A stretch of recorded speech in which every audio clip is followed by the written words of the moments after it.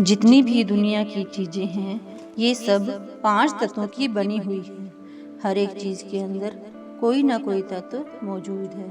मनुष्य के अंदर 5 तत्व मौजूद हैं, इसलिए संत महात्मा हमें 5 तत्वों का पुतला कहते हैं। तत्वों की दृष्टि से हम रचना को 5 श्रेणियों में बांट सकते हैं। पहली श्रेणी वह है जिसमें पानी का तत्व प्रधान है। इसमें फल फूल, सब्जी और पेड़ पौधे आते हैं। अगर हम 5 तत्वों के पुतले होकर पेड़ पौधों आदि का ध्यान करेंगे तो हम उन्नति नहीं कर सकते, क्योंकि उनका ध्यान हमें उन्हीं के जामे में यानी पेड़ पौधों आदि के जामे में ले जाएगा।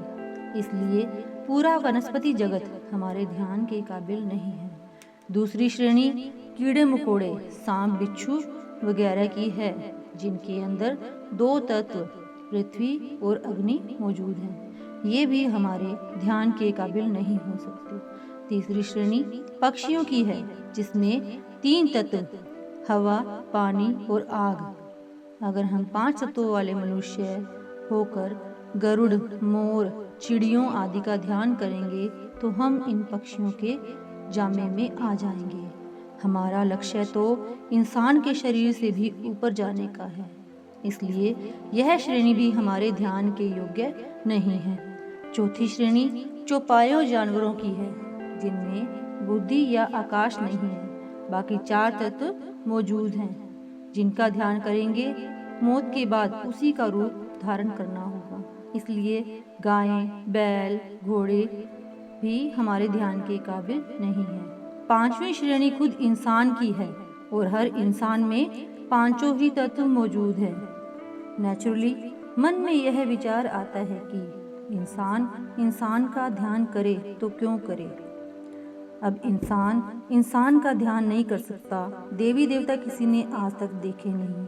गाय भैंसों की बोली समझ नहीं आती और मालिक के स्वरूप का पता नहीं। इस पॉइंट पर पहुंचकर बहुत से लोग परमात्मा की हस्ती से ही इनकार कर देते हैं और बाकी सब भी इस उलझन में फंस जाते हैं कि अब कौन सी चीज हमारे ध्यान के योग्य हो सकती है। संत महात्माओं ने एक बहुत अच्छी मिसाल देकर समझाया है कि अगर एक कमरे में बहुत से रेडियो रख दें जिनका कनेक्शन किसी बैटरी या इलेक्ट्रिसिटी से ना हो तो हम कभी किसी देश की न्यूज़ नहीं सुन सकते, लेकिन उनका कनेक्शन अगर किसी बैटरी या इलेक्ट्रिसिटी से हो जाए तो हम जिस देश की चाहें न्यूज़ सुन सकते हैं। इसी प्रकार हमें उन मालिक के भक्तों और प्यारों की खोज करनी है जिनका कनेक्शन या तार परमात्मा के साथ जुड़ा हुआ है।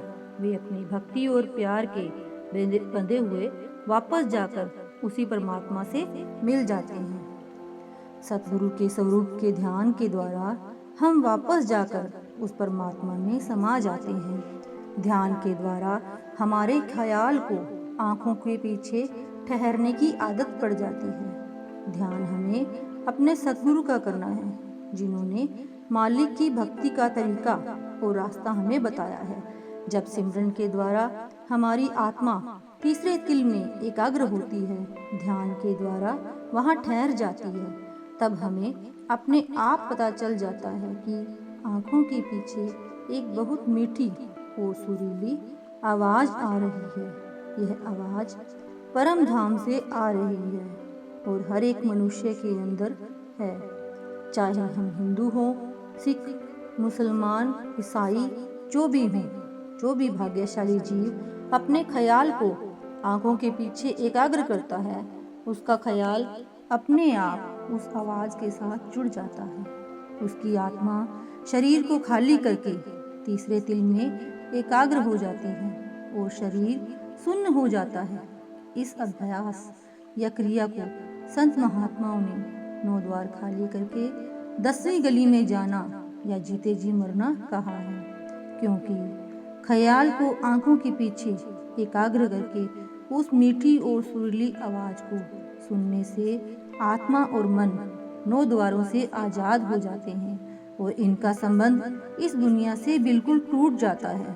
दुनिया के सब दुख भूलकर मनुष्य अपने अंदर शब्द की स्थायी खुशी का अनुभव करने लगता है।